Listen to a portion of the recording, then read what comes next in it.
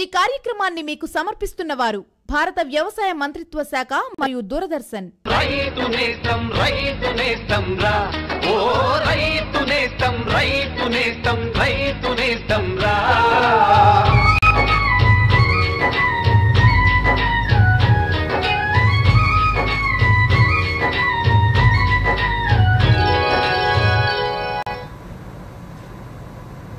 నమస్తే. రైతు నేస్తం ఫోన్ ఇన్ లైవ్ ప్రత్యక్ష ప్రసారానికి స్వాగతం. నేటి రైతు నేస్తం కార్యక్రమంలో ఈ రోజు మనం చర్చించుకోబోతున్న అంశం ఉద్యానవన పంటల్లో మల్చింగ్ వాడకం, దాని యొక్క ప్రయోజనాలు. ఈ అంశంపై ఎటువంటి సందేహాలున్నా స్క్రీన్ పై కనిపించే నంబర్లకి ఫోన్ చేసి మాట్లాడొచ్చు.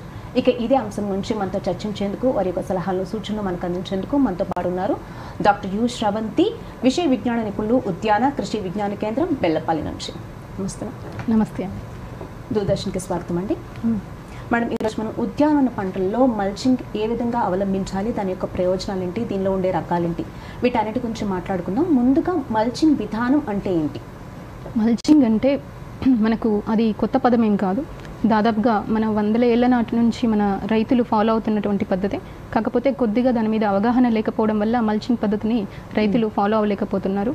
మల్చింగ్ అంటే మనం సాధారణంగా చెప్పుకోవడానికి మొక్కల చుట్టూ ఉండేటువంటి ఆ వేర్ల యొక్క నేల ఉపరితల భాగాన్ని, అంటే నేల పై భాగాన్ని కప్పి ఉంచేటువంటి ఎటువంటి మెటీరియల్ అయినా కూడా మనము మల్చింగ్ అంటాం. ఎలాగంటే మనకు ఉద్యాన పంటల్లో కానీ వ్యవసాయ పంటల్లో కానీ ఎప్పుడు అనుకూల పరిస్థితులు ఉన్నప్పుడే మనకు దిగుబడి అనేది బాగా ఉంటుంది. అంతేకాకుండా సాగు ఖర్చులు తగ్గించుకున్నప్పుడు మనకు రిటర్న్స్ అనేవి ఎక్కువగా వస్తుంటాయి. అదే అనుకోకుండా మనకు ప్రతికూల పరిస్థితులు ఏర్పడినప్పుడు మనకు దిగుబడి అనేది తగ్గుతుంది. సో అట్లా అనుకూల పరిస్థితులు ఏర్పరచడానికి మనం ఫాలో అయ్యేటువంటి సాధారణంగా పంట యాజమాన్య పద్ధతుల్లో మల్చింగ్ కూడా ఒక ప్రధానమైనటువంటి ప్రక్రియ. సో రైతులు దీని గురించి తెలుసుకోవాల్సిన అంశాలు చాలా ఉన్నాయి. దాని గురించి మనం తెలుసుకుందాం. అంటే మల్చింగ్ విధానంలో ముందుగా పంటని కానీ ఉద్యానవన పంటల్లో మనకు ప్రస్తుతానికి ఎక్కువగా ఫోకస్ చేస్తున్నాం కాబట్టి ఉద్యానవన పంటల్లో మల్చింగ్ విధానం ఏ విధంగా అవలంబిస్తారు? అంటే ఉపరితలాన్ని ఏ విధంగా కప్పుతూ ఉంటారు? మల్చింగ్ అనేది కేవలం ఉద్యాన పంటల్లోనే కాదు, మన ఆహార పంటలు అంటే వ్యవసాయ పంటల్లో కూడా కొన్ని రకాల పంటల్లో ఉపయోగిస్తున్నాం. ఉదాహరణకు వేరుశనగ, లేకుంటే పత్తి కానివ్వండి, వివిధ పంటల్లో ఉపయోగిస్తున్నాం. కాకపోతే కాస్ట్ ఆఫ్ కల్టివేషన్ అంటే సాగు ఖర్చు ఎక్కువగా అవుతున్నందువల్ల ఉద్యాన పంటల్లో మనము ఎక్కువగా ఉపయోగిస్తున్నాం. ఉద్యాన పంటల్లో మనము మల్చింగ్ అనేది ఎక్కువగా ప్లాస్టిక్ ఇంతకుముందు అంటే మనము సేంద్రియ పదార్థాలైనటువంటి వరి పొట్టు కానివ్వండి, చెరుకు నుండి వచ్చినటువంటి చెరుకు పిప్పి కానివ్వండి, లేదంటే వరి వేస్టేజ్ అంటే వరి గడ్డి కానివ్వండి, లేదంటే మనకు కొబ్బరి మట్టలు, తాటి మట్టలు ఇలాంటి మెటీరియల్ కానివ్వండి, లేదంటే ఎండిన ఆకులు, ఇలాంటివన్నీ సేంద్రియ మల్చింగ్ కింద ఒకప్పుడు మన తాతలు ముత్తాతలు చేస్తున్నటువంటి వ్యవసాయంలో ఉపయోగిస్తుండే. కాకపోతే ఇప్పుడు అలాంటి మెటీరియల్ మనకు రైతులకి అందుబాటులో ఉండడం చాలా తక్కువ. అంటే మనం ఎకరాల్లో సాగు చేస్తున్నప్పుడు అంత ప్రాంతానికి మనకు మల్చ్ అనేది దొరకపోవచ్చు, సేంద్రియ మల్చ్ అనేది ప్రధానంగా. అందువల్ల ఇప్పుడు ఎక్కువగా మనకు ప్లాస్టిక్ మల్చింగ్ అనేది వాడుకలోకి వచ్చింది. అదేవిధంగా అంటే మనకు చెట్టు చుట్టూ, అంటే ఉద్యానవన పంటల్లో గురించి మాట్లాడుతున్నాం కాబట్టి ఒక చెట్టు చుట్టూ దాని యొక్క ఉపరితలంలో ఉన్న తేమ శాతాన్ని పోగొట్టుకోకుండా, అంటే డ్రైగా అయిపోకుండా ఉండడానికి, నీటి శాతాన్ని పెంచడానికి కానీ, మాయిశ్చర్ ఉంచడానికి కానీ, అంటే ఈ పర్పస్ కొట్టి ఉంచుతారంటారా మల్చింగ్ అనేది? అవునండి, ప్రధానంగా నీటిని ఆదా చేయడానికి. ఎక్కడైతే మనకు నీరు అనేది తక్కువగా, అంటే నీరు అనేది కరెక్ట్గా ఒక పంటకు సరైనటువంటి క్వాంటిటీలో లభించలేదు, అట్లాంటి పరిస్థితులలో మల్చింగ్ యొక్క ప్రధాన ఉద్దేశం ఇదై ఉండొచ్చు. అదే కాకుండా మల్చింగ్కి చాలా రకాల ప్రయోజనాలు ఉన్నాయి. అందులో ముఖ్యంగా చూసుకున్నట్లయితే మొదటిది మీరు చెప్తున్నట్టు నీటి ఆదా ఎంతవరకు అంటే మనకు ఎప్పుడు కానీ మొక్కలు నీటిని డైరెక్ట్గా పీల్చుకోవు. అంటే వేర్లు అనేవి డైరెక్ట్గా నీళ్ళని తాగవండి, వేర్లు అనేవి నీటి చెమ్మని తాగుతాయి. అంటే ఎప్పుడైతే నీరు బాష్పోత్సేహానికి గురవుతుందో ఆ నీటి ఆవిరి రూపంలో మనకు పైకి వెళ్ళిపోతుంది. కానీ మనం మల్చింగ్ వేసినప్పుడు ఏమవుతుంది అంటే ఈ నీరు అనేది చెమ్మ రూపంలో బయటికి, అంటే నీరు నేల ఉపరితలం నుంచి ఆవిరైపోకుండా అక్కడే ఉండడానికి ఎక్కువగా అవకాశం ఉంటుంది. ముఖ్యంగా ప్లాస్టిక్ మల్చింగ్ వల్ల అది ఎక్కువగా జరుగుతుంది. దీనివల్ల ఇంతకుముందు జరిగినటువంటి రీసెర్చ్ల వల్ల మనకు తెలిసింది ఏంటంటే అన్ని రకాల ఉద్యాన పంటల్లో కానీ వ్యవసాయ పంటల్లో కానీ దాదాపుగా యావరేజ్గా 30 నుంచి 50% వరకు నీటి ఆదా అనేది జరుగుతుంది. అంటే సంవత్సరానికి చూసుకున్నట్లయితే మనకు దాదాపుగా 5 నుంచి 6 నీటి తడులు 2 పంట కాలాల్లో చూసుకున్నట్లయితే తగ్గించుకోవచ్చు. దానితో పాటుగా మనకు ఇంకా చాలా రకాల లాభాలు ఉన్నాయి, అవి కూడా తెలుసుకుందాం. అదేవిధంగా వీటిలో ఎన్ని రకాలు ఉంటాయి అంటే మల్చింగ్ అనేది మీరు చెప్పినట్టుగా ఒకటి ప్లాస్టిక్ అనేది ఒక తెరలాగా లేకపోతే ఒక పొరలాగా పైన సర్ఫేస్ మీద వేస్తూ ఉంటారు. సో దీంట్లో ఏమైనా రకాలంటూ ఉన్నాయంటారా? అదే అండి, ఇంతకుముందు చెప్పినట్లుగా మల్చింగ్లో 2 రకాలు ఉన్నాయి. సేంద్రియ మల్చ్, అదే విధంగా ఇనార్గానిక్ మల్చ్ లేదంటే కెమికల్ మల్చ్ అనుకోవచ్చు. అంటే ప్లాస్టిక్స్ని రసాయనం కింద వాడతాం కాబట్టి ఇనార్గానిక్ మల్చ్ కింద చెప్పవచ్చు. సేంద్రియ మల్చ్లో మనకు ప్రధానంగా వచ్చేటివి వరి పొట్టు, ఎండిన ఆకులు, ఏవైనా కూడా ప్లాంటింగ్ మెటీరియల్ వేస్టేజ్ ఏది ఉన్నా కూడా మనకు సేంద్రియ మల్చ్ కింద వస్తుంది.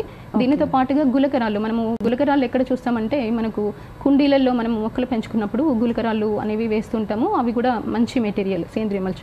కాకపోతే ఎక్కువ క్వాంటిటీలో ఇది మనకు అవైలబుల్ ఉండకపోవచ్చు. ఎందుకంటే ఇటుక బట్టీలు ఇట్లాంటి ఇండస్ట్రీస్కి ఎక్కువగా వీటిని వినియోగిస్తున్నందువల్ల మనకు రైతులకు అందుబాటులో ఉండకపోవచ్చు. అంతేకాకుండా వాటిని సరైన టైంకి అందుకోలేకపోవచ్చు. అందువల్ల మనకు ఈ ప్లాస్టిక్ మల్చ్ అంటే నెక్స్ట్ సేంద్రియ మల్చ్ తర్వాత నెక్స్ట్ ఇంపార్టెన్స్ ప్లాస్టిక్ మల్చింగ్ వచ్చింది. ఈ ప్లాస్టిక్ మల్చింగ్తో పాటుగా మనకు ఇంకా బయోడిగ్రేడబుల్ మల్చెస్ కూడా ఉన్నాయి. వాటి గురించి కూడా వివరంగా తెలుసుకుందాం. అదేవిధంగా వీటి యొక్క లాభాలు ఇంతకు మనం మాట్లాడుకున్నట్టు తేమ శాతాన్ని తగ్గిస్తుంది, డ్రై అవ్వకుండా చేస్తుంది, ఉపరితలం నుంచి బాష్పోత్సేకం ద్వారా కానీ ఆవిరి ద్వారా కానీ కూడా వాటర్ అనేది నీటి శాతాన్ని బయటకు పోనివ్వకుండా ఎక్కువసేపు మట్టిని కానీ చెట్టును కానీ తడిగా ఉంచడానికి ఉపయోగపడుతుంది. తద్వారా చెట్టు చాలా ఆరోగ్యంగా ఉంటుంది. ఇది ప్రధానమైనటువంటి ఇతర లాభాల గురించి. మొదటిది నీటి ఆదా. ఎప్పుడైతే అంటే ఏది మనకు అవసరమో ఆ టైంలో ఆ పర్పస్లో యూజ్ చేసినప్పుడు అది మొదటిది.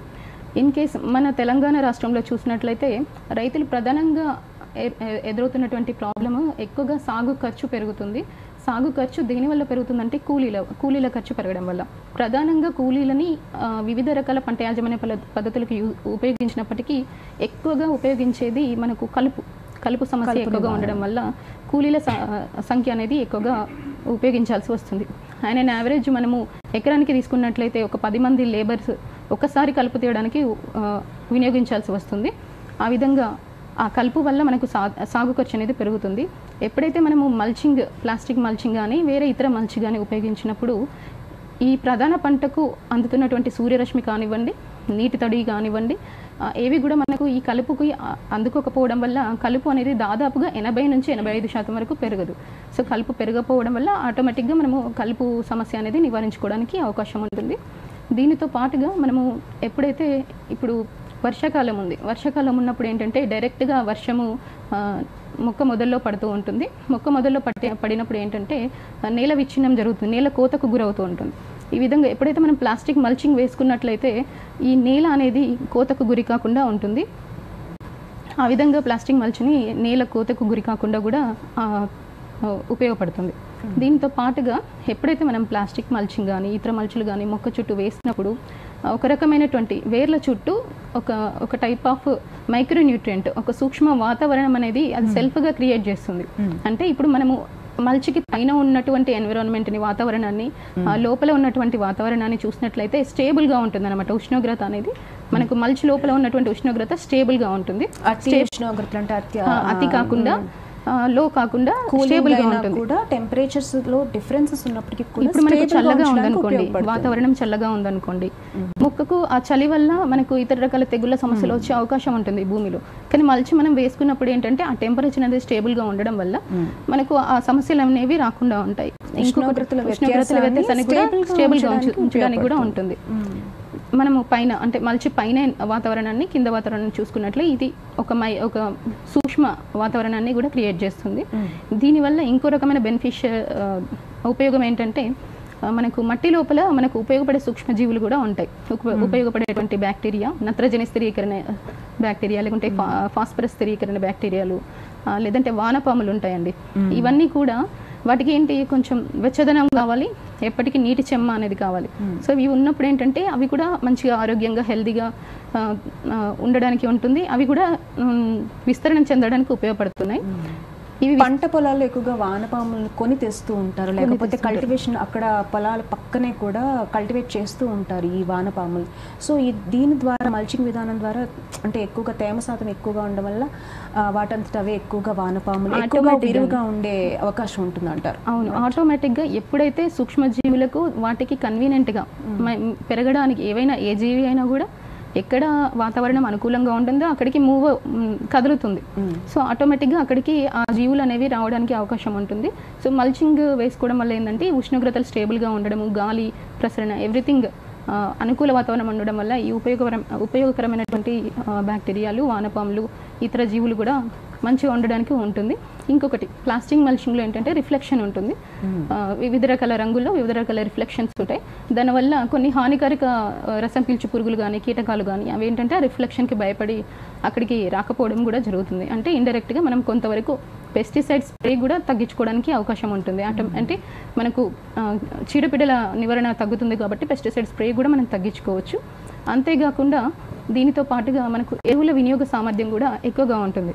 ఎందుకంటే మనము అందించినటువంటి ఫర్టిలైజరు, వాటరు అన్నీ కూడా మొక్క అనేది సమానంగా అన్ని మొక్కలు సమానంగా పీల్చుకోవడానికి అవకాశం ఉన్నందువల్ల ఎరువుల వినియోగ సామర్థ్యం, నీటి సామర్థ్యం పెరగడం వల్ల మనము ఈ దిగుబడి కూడా మొక్కలలో ఎక్కువగా గమనించవచ్చు. అండ్ యావరేజ్ 50% కంటే ఎక్కువగా మనము రీసెర్చ్లో గమనించడం జరిగింది. ఓకే, మల్చింగ్ షీట్స్ వల్ల అంటే ఇంతకుముందు మనకి ఇలా ట్రెడిషనల్గానే నార్మల్గా ఎండిపోయిన ఆకులతోని వాటితోని మల్చింగ్ వేసుకునేవాళ్ళు. కాకపోతే ఇప్పుడు ఇలా ప్లాస్టిక్ షీట్స్ వేసుకోవడం వల్ల అంటే చెక్కు చెదరకుండా కొన్నాళ్ళు అలాగే ఉండడం వల్ల ఒక స్థిరమైన వాతావరణాన్ని, ఉష్ణోగ్రతల వ్యత్యాసం లేకుండా తేమ శాతం పెంచుతూ, కలుపును తగ్గిస్తూ ఇలా అనేక విధాలుగా ఉపయోగాలు ఉన్నాయని చెప్తారు. సో ఇప్పుడు మల్చింగ్ షీట్స్లో ఏమైనా కొన్ని రకాలు ఏమైనా ఉన్నాయంటారా, కలర్స్ ఏమైనా ఉన్నాయంటారా? వీటిలోని కలర్స్ గురించి కానీ రకాల గురించి కానీ తెలియచేయండి. మామూలు సేంద్రియ మల్చ్లో రకాలు ఉండవు, సాధారణంగా అవి ప్రకృతి పరమైనవి. అదే ప్లాస్టిక్ మల్చింగ్లో అయితే మనకు మార్కెట్లో వివిధ రంగుల్లో మనకు అవైలబుల్ ఉన్నాయి. ఎక్కువగా మనం వాడేది బ్లాక్ మల్చ్, అంటే నల్లటి మల్చ్. అదేవిధంగా దానితో పాటుగా తెలుపు రంగు మల్చ్ కూడా ఉంటుంది, ఎరుపు రంగు, నీలం రంగు మల్చులు కూడా ఉంటాయి. వీటితో పాటుగా రైతులు ఎక్కువగా ఉపయోగిస్తున్నదైతే కాంబినేషన్ ఆఫ్ కలర్స్, అంటే black with silver, black with white, అంటే నలుపు తెలుపు మల్చులు కానివ్వండి. అంటే ఒకవైపు తెలుపు ఉంటుంది, ఇంకొక వైపు నలుపు ఉంటుంది. ఒకే షీట్లో 2 సైడ్స్ ఉంటాయి, 2 షేడ్స్ ఉంటాయి. ఒక సైడ్ సిల్వర్ షేడ్ ఉంటుంది, ఒకవైపు బ్లాక్ షేడ్ ఉంటుంది. ఇంకో రకమైన దానికి కంప్లీట్ తెలుపు రంగు మల్చులు ఉంటాయి. ఇంకో రకమైన వాటికి అంటే ఒక్కొక్క మనకి ఏ పర్పస్ మనం ఉపయోగిస్తున్నాం అనే దాన్ని బట్టి ఈ రకమైనటువంటి మల్చులు మనము ఎన్నుకోవాల్సి ఉంటుంది. ఓకే మ్యామ్, ఇప్పుడు మీరు చెప్పారు ఒక సైడ్ బ్లాక్ అండ్ ఒక సైడ్ సిల్వర్, దీని గురించి తెలియచేయండి. దీనివల్ల వచ్చే లాభాలు. ఉదాహరణకు మనము ఒకవైపు నలుపు ఉంది, మన తెలంగాణ ప్రాంతంలో కానీ ఆంధ్రప్రదేశ్లో కానీ చూసుకున్నట్లయితే ఎక్కువగా బ్లాక్ అండ్ సిల్వర్ మల్చి ఎక్కువగా ఉపయోగిస్తున్నారు. బ్లాక్ని కింది వైపు వేస్తూ సిల్వర్ని పై వైపుకు వేస్తూ మల్చింగ్ని ఉపయోగిస్తున్నారు. దీనివల్ల ఏంటంటే సిల్వర్ అనేది రిఫ్లెక్షన్, ఎప్పుడైతే సూర్యకాంతి షీట్ మీద పడుతుందో రిఫ్లెక్షన్ ఏర్పడుతుంది. రిఫ్లెక్షన్ ఏర్పడడం వల్ల ఒక టైప్ ఆఫ్ లైట్ అనేది జనరేట్ అవుతుంది. మనకి రసం పీల్చు పురుగులు అనేవి ఈ లైట్, అంటే మనం లైట్ ట్రాప్స్ ఎలాగా ఉపయోగపడతాయో వాటిని మనము ట్రాప్ చేయడానికి, వాటిని బంధించడానికి ఒక రకంగా ఇండైరెక్ట్గా ఇవి కూడా మనకు ఆ కాంతి వల్ల అవి భయపడి వెనక్కి వెళ్ళడం జరుగుతుందన్నమాట. అందువల్ల వైట్ షీట్ని పైకి వేస్తాము, బ్లాక్ షీట్ని కిందికి వేస్తాం. బ్లాక్ షీట్ని కిందికి వేయడం వల్ల ఏంటంటే మనకు ఉష్ణోగ్రత, వేడి వాతావరణం ఉంటుంది. అదే మనము శీతాకాలంలో చూసుకున్నట్లయితే మనం బ్లాక్ పై వైపు, వైట్ కింది వైపు వేసుకోవచ్చు, ఎందుకంటే అప్పుడు చలి తీవ్రత ఉంటుంది కాబట్టి. సో వేడిని ఎక్కువగా గ్రహించి భూమిలోకి తీసుకెళ్ళాలి కాబట్టి బ్లాక్ని పై వైపు వేసుకోవడానికి అనుకూలంగా ఉంటుంది రైతులకు. అంటే కాలానుగుణంగా, కాలాలు బట్టి శీతాకాలం ఒక రకంగా, ఎండాకాలం ఒక రకంగా, షేడ్స్ బట్టి అవసరాన్ని బట్టి మార్చుకుంటూ ఉండాలంటారు. అవసరాన్ని బట్టి మనం ఏ పర్పస్ దాన్ని యూజ్ చేయాలనుకుంటున్నామో దాన్ని బట్టి మనము వాడుకోవాలి. అదేవిధంగా మల్చింగ్ షీట్స్లో సాధారణంగా ఏమైనా లక్షణాలు అంటూ ఉంటాయంటే వీటిలో ఉండే లక్షణాల గురించి తెలియజేయండి, క్యారెక్టరిస్టిక్స్.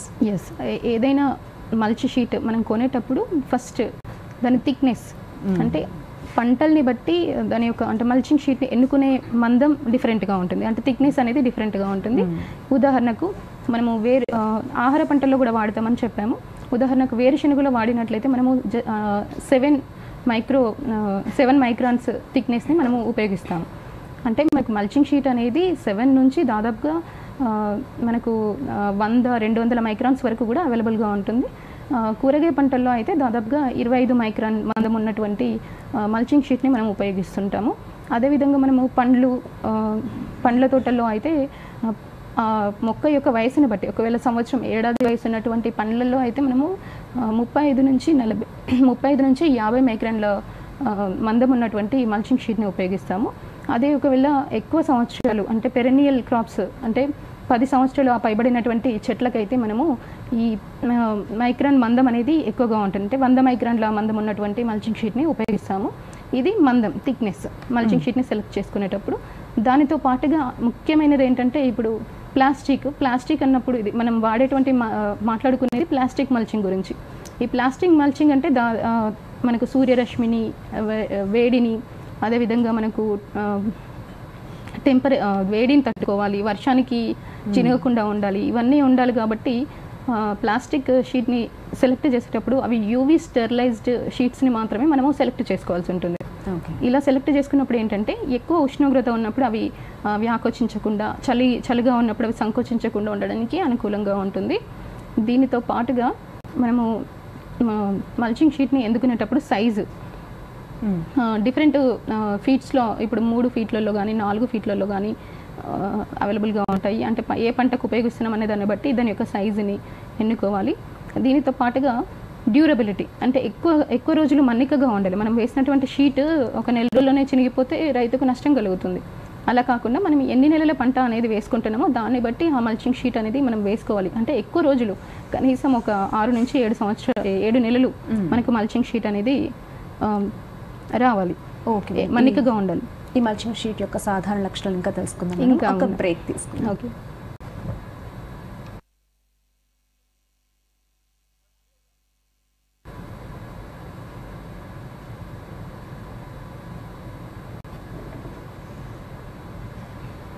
हर जोखिम से निकल कर फसल आए, सुरक्षित हो जाए। వాయిస్ బాగానే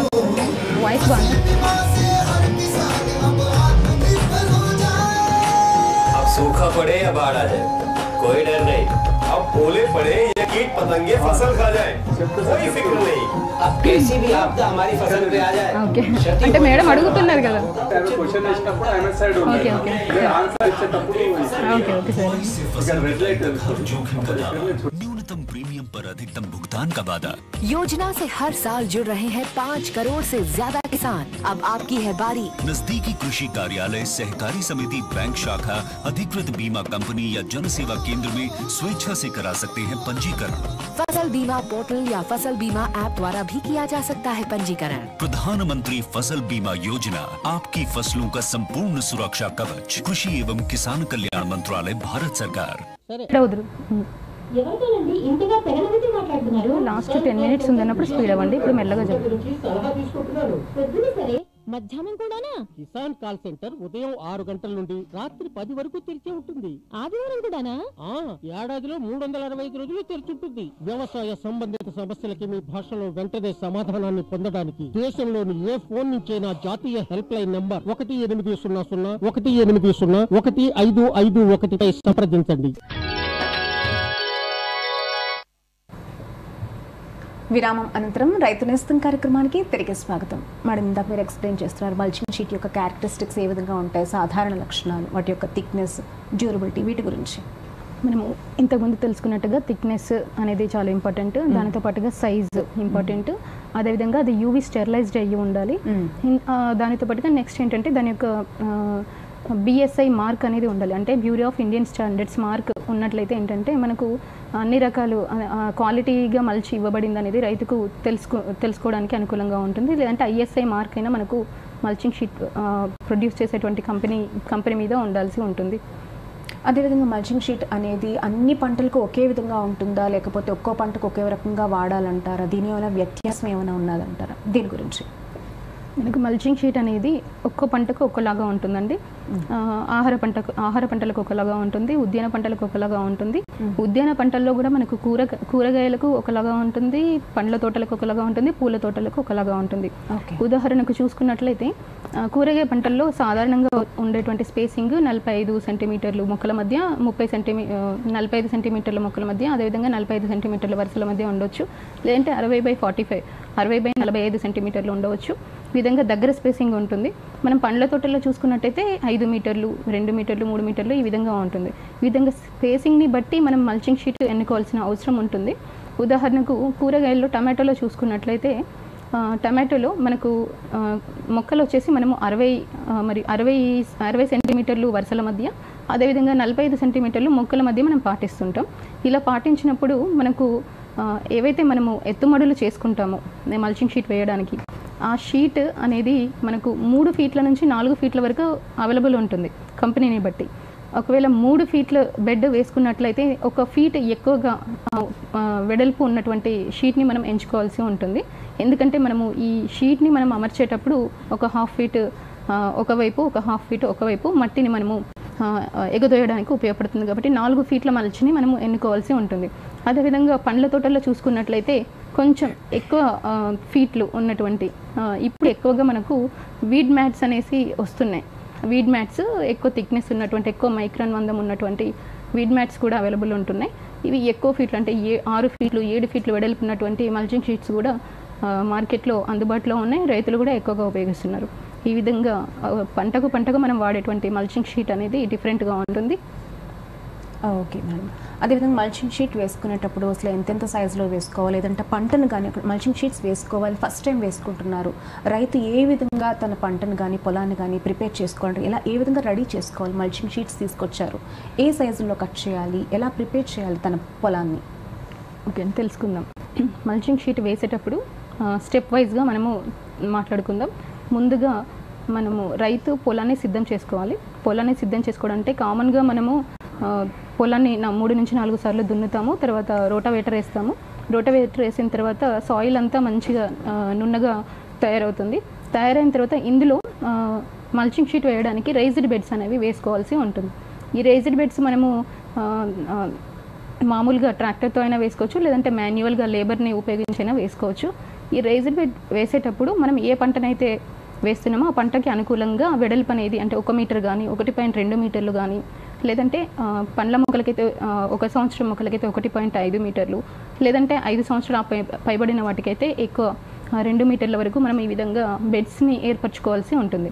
ఈ విధంగా బెడ్స్ని ఏర్పరచుకున్న తర్వాత ఈ ఏమైనా రాళ్ళు ఉన్నా కూడా, ఏదైనా ఇంతకుముందు పండించినటువంటి పంట యొక్క అవశేషాలు ఉన్నా కూడా అవన్నింటినీ తీసివేయాలి. లేదంటే ఎప్పుడైతే మనం మల్చి కప్పుతాం కదా, కప్పడం వల్ల ఏంటంటే ఈ తెగుళ్ళు, ఇంతకుముందు ఉన్నటువంటి పంటకి ఏదైనా తెగుళ్ళ సమస్యలు కానీ, ఏదైనా చీడపడల సమస్య కానీ ఉన్నట్లయితే మళ్ళీ ఇప్పుడు మనం వేస్తున్నటువంటి పంటకు వచ్చే అవకాశం ఉంటుంది. కాబట్టి అవన్నీ క్లీన్ చేసుకోవాలి, అంటే అవన్నీ తీసేసుకోవాలి. ఈ విధంగా భూమిని మనం సిద్ధం చేసుకొని మనము రైజ్డ్ బెడ్స్ అనేవి వేసుకోవాలి. ఎత్తుమడులు అంటాము తెలుగులో. ఈ ఎత్తుమడులు వేసుకున్న తర్వాత నెక్స్ట్ మనం వేసుకోవాల్సింది ఈ డ్రిప్.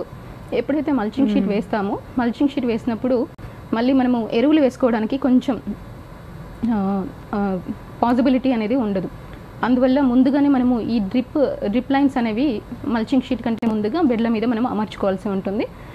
ఈ డ్రిప్ లైన్స్ అమర్చుకున్న తర్వాత అంటే పంట రకాన్ని బట్టి కూడా, అంటే 1 లైన్ కానీ 2 లైన్లు కానీ అమర్చుకోవాల్సి ఉంటుంది. ఉదాహరణకు మనము టమాటోలో కానీ, మిర్చిలో కానీ, వంకాయలో కానీ చూసుకున్నట్లయితే 1 లైన్ వేసుకుని 1 లైన్కి అటు ఇటుగా మనం మొక్కలు పెట్టుకుంటాము.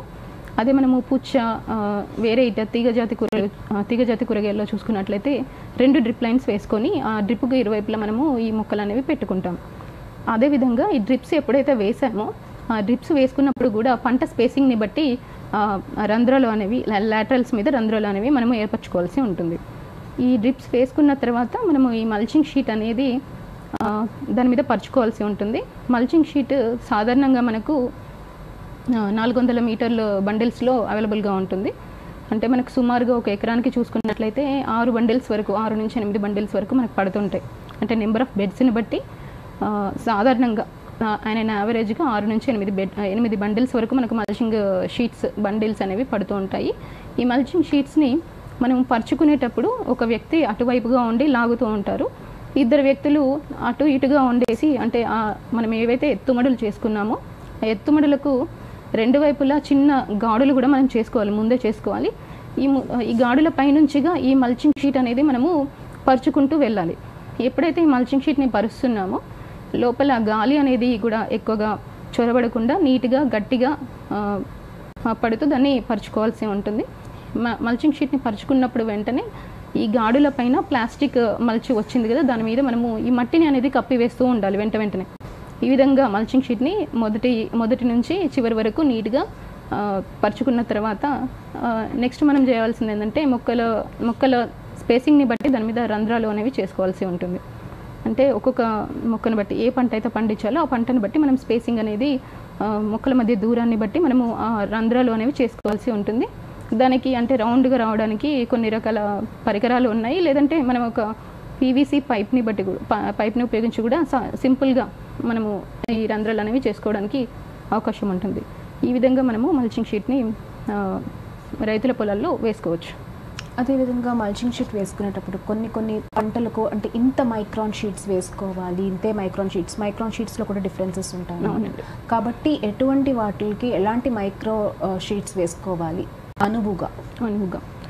కూరగాయల పంటలు ఉన్నాయండి. కూరగాయల పంటలు అంటే టొమాటో, మిర్చి, వంకాయ వంటి ఈ మొక్కలు ఏంటంటే 3 నుంచి 4 నెలలు లేదంటే 4 నుంచి 6 నెలల వరకు కొనసాగుంటే గ్రాఫ్టింగ్ మొక్కలు అయితే మనం 9 నెలల వరకు కూడా వేస్తూ ఉంటాం. ఇలాంటి మొక్కలు మనకి కూరగాయలు తక్కువ కాల పరిమితి ఉన్నటువంటి మొక్కలకైతే మనము 25 మైక్రాన్ల నుంచి 30 మైక్రాన్ల వరకు కూడా వేసుకోవచ్చు. ఇవి ఏంటంటే మనకు 6 నెలల వరకు 7 నెలల వరకు కూడా ఆ మల్చ్ షీట్ అనేది మనం ఉపయోగించడానికి అనువుగా ఉంటుంది. ఒక్కోసారి మనం చక్కగా వేసుకున్నట్లయితే అది 2 పంటలు కూడా వచ్చే అవకాశం ఉంటుంది.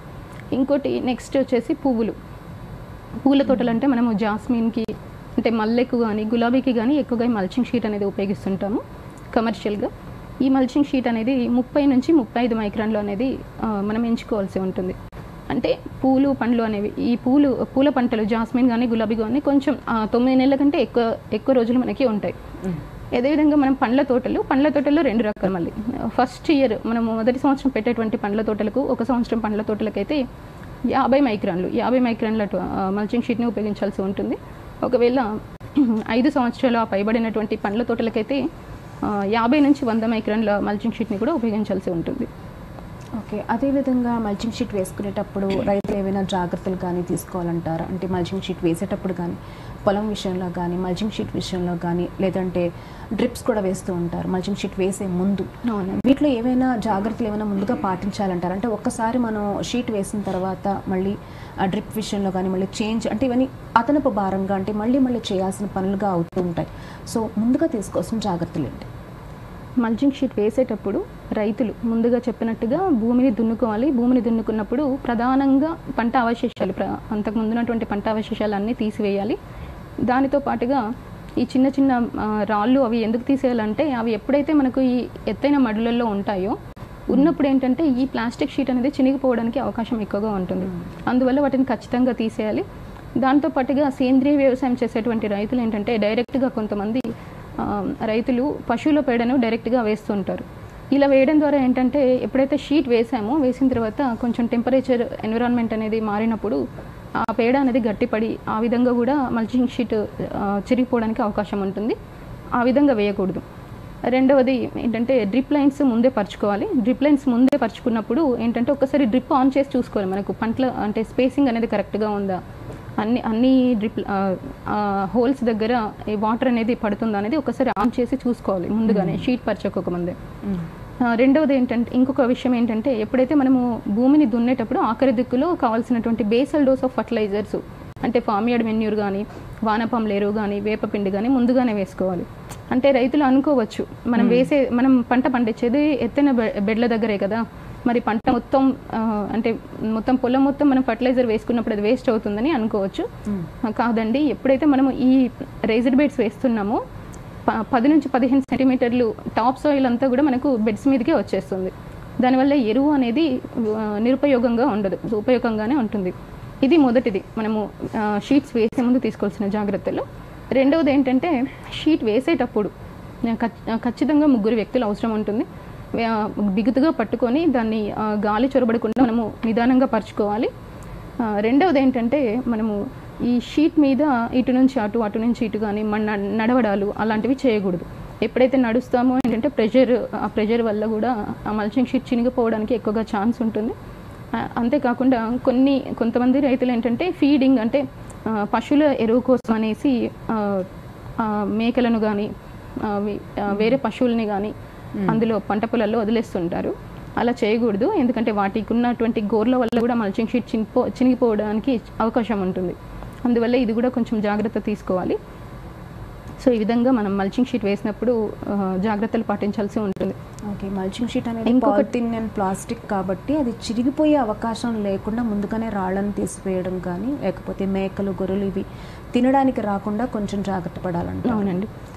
ఇంకోటి చెప్తున్నారు మీరు, ఇంకో లాభాలు చెప్తున్నారు. అవునండి, చెప్పండి. మనము ఈ షీట్ వేసినప్పుడు పక్క గాడులలో మనము ఈ సాయిల్ అనేది కప్పుతాం. అంటే షీట్ అటు ఇటు అంటే రెండు వైపులా కూడా షీట్ అనేది లేవకుండా ఉండడానికి మనం మట్టిని కప్పుతూ ఉంటాము. ఆ మట్టి కప్పేటప్పుడు కూడా షీట్ ఒక్కొక్కసారి సరిపోదు. అందువల్ల షీట్ని ఎంచుకునే ముందే అవసరమైన దానికంటే ఒక హాఫ్ ఫీట్ 20 నుంచి 30 సెంటీమీటర్లు అనుకోవచ్చు, లేదంటే ఒక ఫీట్ ఎక్కువగా ఎంచుకున్నట్లయితే షీట్ లేవకుండా ఉండడానికి అవకాశం ఉంటుంది. రెండవది ఏంటంటే మనము ఈ హోల్స్ పెట్టేటప్పుడు పీవీసీ పైప్స్ అట్లాంటి వాటితో హోల్స్ పెట్టేటప్పుడు ఎక్కడ అనుకోకుండా కొంచెం చినిగే అవకాశాలు ఉంటాయి. అలా చినిగినప్పుడు వెంటనే మనము వేరే ప్లాస్టిక్ టేప్తో కానీ వెంటనే మనం ఆ రంధ్రాన్ని మూసివేయడం అనేది చేసుకోవాలి. ఇంకొకటి విత్తనాలు విత్తేటప్పుడు ఏంటంటే ఖచ్చితంగా సెంట్రల్లో మధ్యలో మాత్రమే విత్తనం పడేటట్టు చూసుకోవాలి. ఎందుకంటే ఈ మల్చింగ్ షీట్ క్రియేట్ చేసేటువంటి వాతావరణం వల్ల ప్రధాన మొక్క కూడా పెరగకుండా చేసే అవకాశం ఉంటుంది. కాబట్టి ఖచ్చితంగా దానికి సూర్యరశ్మి గాలి వెలుతురు అంతా తగిలే విధంగా మధ్యలో మాత్రమే వేసుకోవాలి. ఈ విధంగా జాగ్రత్తలు పాటించాలి. మల్చింగ్ షీట్ వేసుకున్న తర్వాత మీరు ఒక హోల్ పెట్టాలని చెప్పారు. దానికి అంటే మొక్క ఎంత సైజులో వస్తుంది, విత్తనం అనేది చిన్నదిగానే ఉంటుంది కాబట్టి మనకు ఆ హోల్ సైజ్ అనేది ఎంతున్నా కూడా సరిపోతుంది. ఆ సైజ్ అనేది ఎలా తెలుస్తుంది? అంటే ఒకసారి మొక్క పెరిగిన తర్వాత దాని వైశాల్యం అనేది పెరుగుతుంది. సో ఈ సైజు ఎలా నిర్ధారిస్తారు? పర్లేదండి, మనము కామన్గా వేసే మొక్కను బట్టి వేసే మొక్క మనం గింజలు వేస్తాము. ఒకవేళ పండ్ల తోటల్లో వేసినట్లయితే కొంచెం పెద్ద సైజ్ పైప్ని తీసుకొని హోల్డ్ చేసుకుంటే సరిపోతుంది. బట్ మనం వేసేది స్టార్టింగ్ స్టేజ్లోనే మొదటి దశలోనే వేస్తుంటాం కాబట్టి చిన్న సైజ్ పైప్ లైన్ అంటే మన హ్యాండ్కి ఉండే బ్యాంగిల్ సైజ్ ఆ సైజులో వేసినా సరిపోతుంది. మామూలు పీవీసీ పెరిగిన తర్వాత మనం పెరిగిన తర్వాత ఆటోమేటిక్గా అది ప్లాస్టికే కదండి, ఓకే ఎక్స్పాండ్ అయ్యడానికి అవకాశం ఉంటుంది. అదేవిధంగా అసలు ఒకసారి మల్చింగ్ షీట్స్ వేసిన తర్వాత ఎరువులు వేయాలి అంటే కనుక అంటే మధ్య మధ్యలో పళ్ళ దశకు వచ్చినప్పుడు కానీ పూల దశకు వచ్చినప్పుడు కానీ ఒక్కొక్క దశలో ఎరువులు వాడాలి అంటూ ఉంటారు. ఈ దశలో వేస్తే పూత వస్తుంది, ఈ దశలో వేస్తే ఇంకా కాయలు పళ్ళు బాగా వస్తాయని చెప్తారు. ఇలా ఎరువులు వేయడానికి ఇబ్బంది కలుగుతూ ఉంటుంది. దీనికి మీరు ఏం సలహా ఇస్తారు? ఎరువులు వేయడానికి ముందుగానే చెప్పినట్టు ఎప్పుడైతే భూమిని దున్నుకుంటామో ఆఖరి దుక్కులో వేసుకుంటామో అది మొదటి దశ. రెండవది డ్రిప్ లైన్స్ పరుచుకోవాలని చెప్తున్నాము. డ్రిప్ కంపల్సరీ అని నేను చెప్పట్లేదు. డ్రిప్తో పాటుగా మల్చి వేసుకున్నప్పుడు ఎక్కువ ఉపయోగకరంగా ఉంటుంది. ఎందుకంటే ఎప్పుడైతే మల్చి వేసినామో మనం తర్వాత ఫర్టిలైజర్ వేసుకోవడానికి ఎక్కువ స్పేస్ అని అంటే ఎక్కువ స్థలం అనేది మొక్క చుట్టూ ఉండదు. అందువల్ల డ్రిప్ వేసినప్పుడు దానితో పాటుగా వెంచురీ సిస్టమ్ కూడా దానితో పాటుగా ఉన్నట్లయితే ఫర్టిగేషన్ షెడ్యూల్, ఫర్టిగేషన్ అంటే మనం నీళ్ళతో పాటుగా ఫర్టిలైజర్ని కూడా కల్పిస్తాము. సో ఈ విధంగా మనము మధ్యలో రెండవ దశ మూడో దశ అంటే 30 రోజులకు 60 రోజులకు 90 రోజులకు ఇచ్చేటువంటి ఎరువుల్ని మనము వాటర్ సాల్యుబుల్ ఫర్టిలైజర్స్ మనకు మార్కెట్లో చాలా అవైలబుల్గా ఉన్నాయి. వాటిని మనము ఈ వెంచురీ సిస్టమ్ ద్వారా డ్రిప్ ద్వారా మనం ఇచ్చుకోవడానికి అవకాశం ఉంటుంది. ఇది కూడా కుదిరినప్పుడు మనము స్పాటింగ్ అంటాము. అంటే మొక్క యొక్క మొదళ్ళ దగ్గర మనము కొంత ఎంత బేసల్ డోస్ అవసరం ఉంటుందో ఆ బేసల్ డోస్ని మనము డివైడ్ చేసుకొని మనం స్పాటింగ్ లాగా కూడా వేసుకోవచ్చు. మొక్క కాండం నుంచి కనీసం ఒక 2 ఇంచుల దూరంలో మనం వేసుకోవాల్సి ఉంటుంది.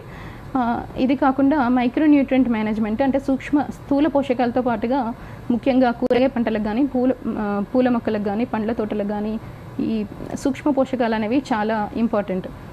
వీటిని మనము డైరెక్ట్గా వేయకుండా స్ప్రేల ద్వారా కూడా ఇచ్చుకోవచ్చు. అలా కూడా మనకు ఉపయోగకరంగా ఉంటుంది. సో ఎరువులు ఇవ్వాలంటే కనుక ఇప్పుడు మీరు చెప్పినట్టుగా స్థూల సూక్ష్మ పోషకాలు స్ప్రేస్ ద్వారా అంటే మొక్క పైన లేదంటే మొదళ్ళలో కూడా కొంచెం స్థలం అవకాశం లేని వాళ్ళు సో ఎరువుల్ని మనం స్ప్రే ద్వారా కూడా పెట్టచ్చు అంటారు. అదేవిధంగా వాతావరణ ప్రభావం అనేది అంటే మనకి బాగా ఎండ వస్తుంటుంది, వర్షం వస్తుంది. ఇక వర్షం వల్ల కానీ కొంచెం వడగళ్ళ వర్షం వచ్చినప్పుడు కానీ కొంచెం మల్చింగ్ షీట్ అనేది డ్యామేజ్ అయ్యే అవకాశం ఉంటుంది. ఈ వాతావరణ పరిస్థితుల ప్రభావం మల్చింగ్ షీట్ పైన ఏ విధంగా ఉంటుంది? అందుకే మల్చింగ్ షీట్ వాతావరణ ప్రభావం అనేది ఖచ్చితంగా మల్చింగ్ షీట్ మీద ప్రభావం ఉంటుంది. అందులో మొదటిగా మనం చెప్పుకోవాల్సింది ఉష్ణోగ్రత. మల్చింగ్ షీట్ వేసినప్పుడు మల్చింగ్ షీట్ కింద ఉండేటువంటి ఉష్ణోగ్రత దాదాపుగా 35 నుంచి 40 డిగ్రీల సెంటీగ్రేడ్ వరకు మనకు మేనేజ్ అవుతూ ఉంటుంది. సో అంటే ఈ మల్చింగ్ షీట్ని ఎంచుకునే ముందే మనం యూవీ స్టెరిలైజ్డ్ మెటీరియల్ని మాత్రమే ఎంచుకోవాలి. అందులో కూడా మనము లో డెన్సిటీ పాలీఇథిలిన్ లేదంటే హై డెన్సిటీ పాలీఇథిలిన్ తో తయారైనటువంటి పాలిథిన్ మెటీరియల్ని మనం ఎంచుకోవాల్సి ఉంటుంది. దాంట్లో కూడా మనము అదే ముందుగా చెప్పినట్టుగా BSI bureau of Indian standards ఉన్నటువంటి మంచి మల్చింగ్ షీట్ని మనము ఎన్నుకోవాల్సి ఉంటుంది. రెండవది ఉష్ణోగ్రత వచ్చినప్పుడు ఆ విధంగా యూవీ స్టెరిలైజ్డ్ ప్లాస్టిక్ షీట్స్ అయితే తట్టుకుంటాయి. మరి గాలి ఎక్కువగా వచ్చినప్పుడు సాధారణంగా ఎంత మందంతో ఎంత మంచి థిక్నెస్ ఉన్నా కూడా ఎంత క్వాలిటీ ఉన్నా కూడా ఒక్కోసారి మనకు ఆ మల్చ్ అనేది లేవడానికి అవకాశం ఉంటుంది. అందుకే మనం మల్చ్ వేసుకునేటప్పుడే ఈ పక్కన మట్టి అనేది మంచిగా ప్రాపర్గా కప్పు వేసుకోవాలి. అండ్ గట్టిగా అది మల్చ్ గాలి వీచినప్పుడు మల్చ్ అనేది లేవకుండా ఉండడానికి అవకాశం ఉంటుంది. మూడవది చలి ఎక్కువగా ఉన్నప్పుడు సాధారణంగా కొంతమంది రైతులు ఇప్పుడు ఫేస్ చేస్తున్నారు. ఉష్ణోగ్రతలు తక్కువగా ఉన్నప్పుడు ఏంటంటే మల్చి కొంచెం అక్కడక్కడ పగలడము, చిన్న చిన్న రంధ్రాలు ఏర్పడము అనేది జరుగుతూ ఉంటుంది. దానికి కూడా ముందుగా మనం చెప్పినట్టు చిన్న ప్లాస్టిక్ టేప్స్ ఏమైనా ఉంటే వెంటనే మనం అవి కవర్ చేసుకోవాల్సి ఉంటుంది. ఈ విధంగా వాతావరణ ప్రభావము మల్చి షీట్ మీద ఉన్నప్పుడు మనము దాన్ని ఎదుర్కొనేటువంటి అవకాశాలు కూడా చాలా ఎక్కువగా ఉంటాయి. ఓకే మ్యామ్, ఈ వాతావరణ పరిస్థితుల ప్రభావం మల్చింగ్ షీట్ పైన ఏ విధంగా ఉన్నాయనే విషయం గురించి ఇంకా తెలుసుకుందాం షార్ట్ బ్రేక్ తర్వాత. మరో చిన్న విరామం.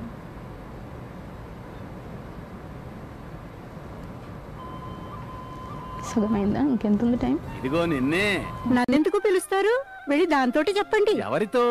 అదే మీ మొబైల్ ఫోన్. పొద్దున్న సాయంత్రం పగలు రాత్రి అంటు పెట్టుకుంటారుగా. పైగా కిసాన్ కాల్ సెంటర్ తో మాట్లాడుతున్నా అని అంటారు. ఓహో, అదా సంగతి. అవును, ఏమైంది? ఇప్పుడు మాట్లాడరా? ఇప్పుడు క్షణంలో మాటలైపోతాయి. అలాగా?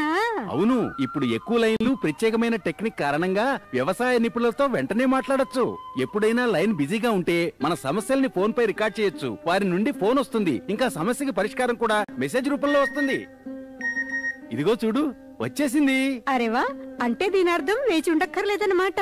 అవును, అందుకేనన్నమాట ఈ మధ్య నా మీద అంత ప్రేమ వస్తోంది. వ్యవసాయ సంబంధిత సమస్యలకి మీ భాషలోనే వెంటనే సమాధానం పొందడానికి దేశం మొత్తంలో ఏ ఫోన్ నుంచైనా హెల్ప్ లైన్ నంబర్తో సంప్రదించండి. రైతుల నేస్తం కిసాన్ కాల్ సెంటర్.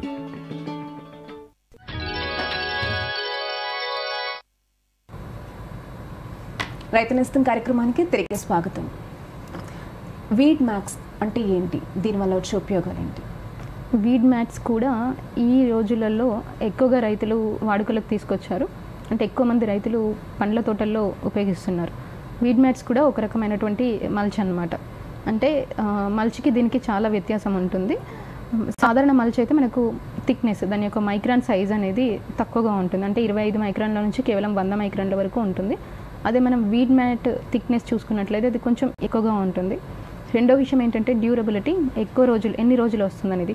ఇప్పుడు మనము ఒక 25 మైక్రాన్లు చూసుకున్నట్లయితే మనకు మల్చ్ అనేది దాదాపుగా 6 నెలల నుంచి 7 నెలల వరకు మన్నికగా ఉంటుంది.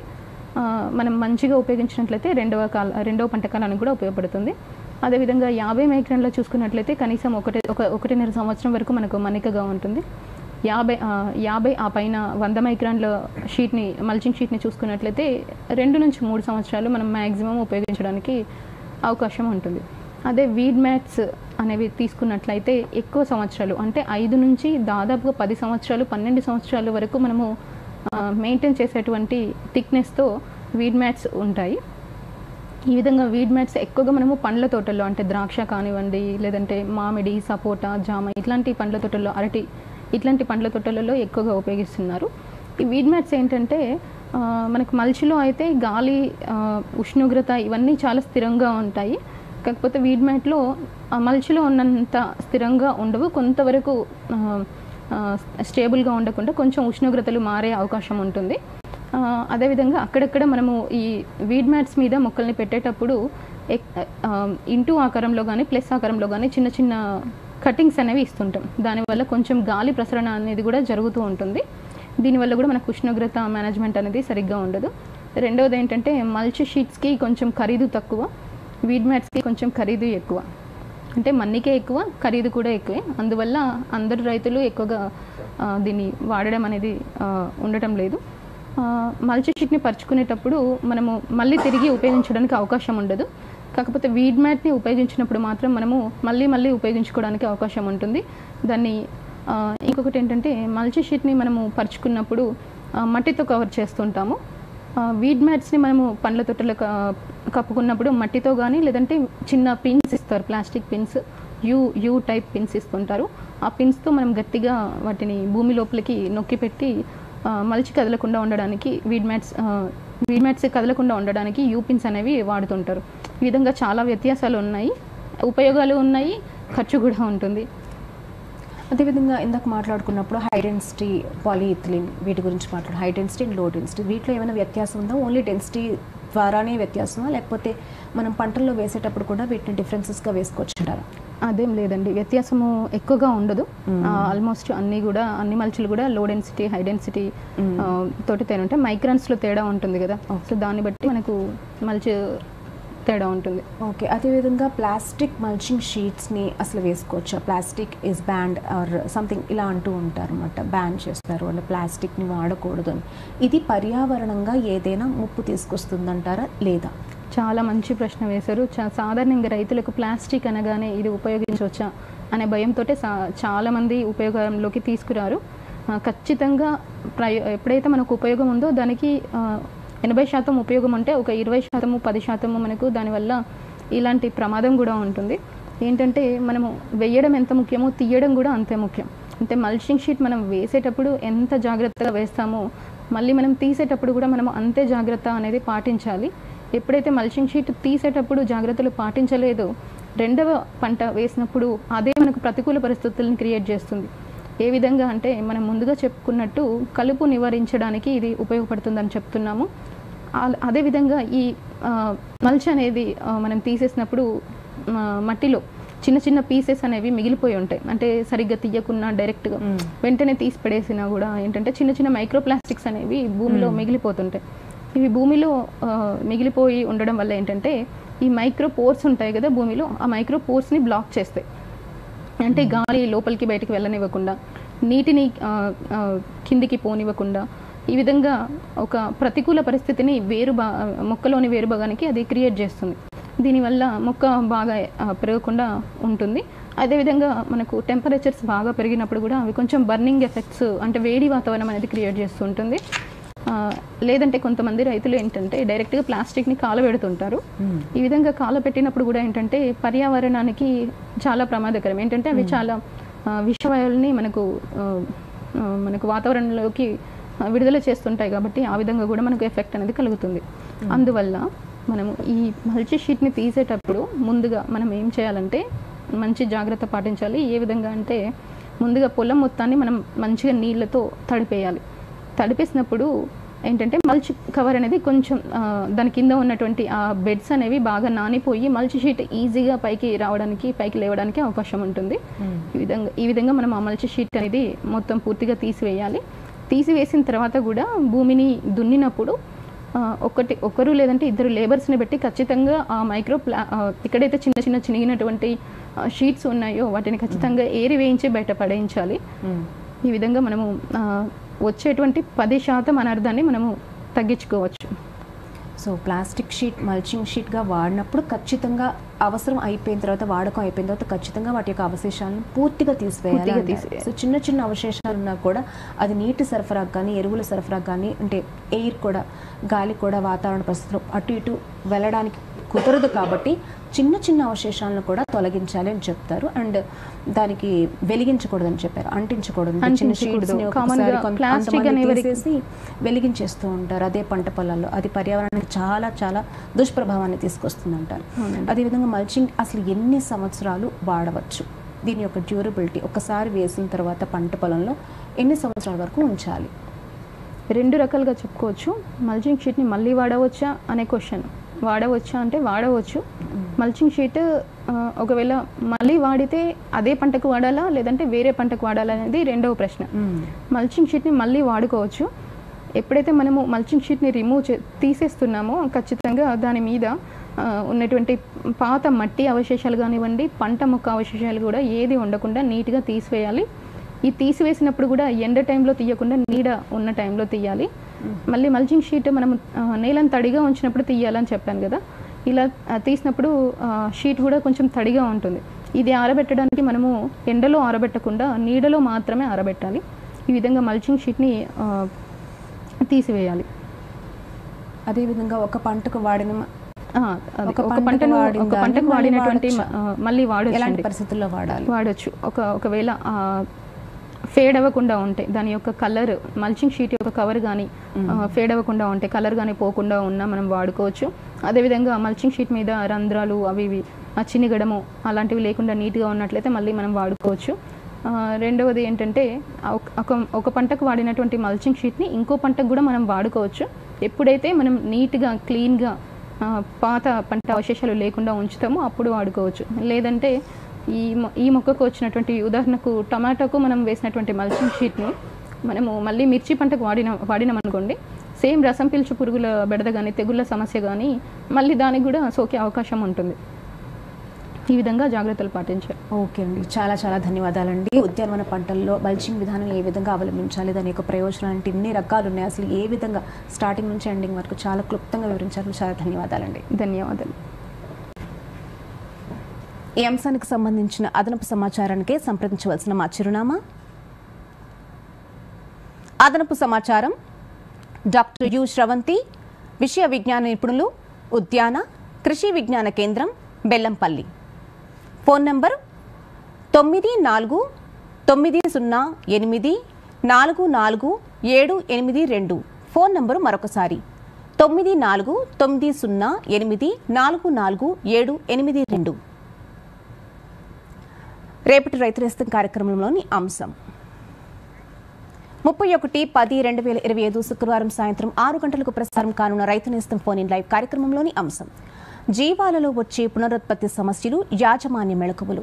పాల్గొంటున్న వారు doctor K Venkataramana, officer in charge మరియు head, livestock research station, పశు వైద్య కళాశాల, మామ్నూర్, వరంగల్. చూశారు కదండి, ఇదే ఇవాల్టి రైతు నేస్తం కార్యక్రమం. మరో చక్కటి కార్యక్రమంలో మళ్ళీ కలుసుకుంటాను. అంతవరకు సెలవు. నమస్తే.